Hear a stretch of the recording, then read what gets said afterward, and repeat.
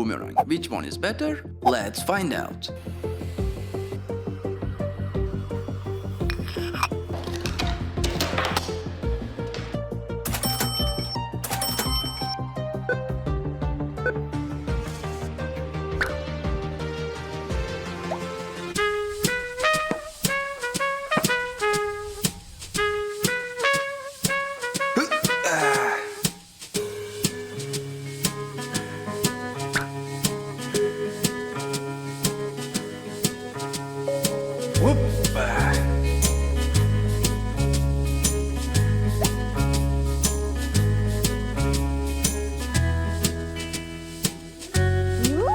Oh yes, 3D print it.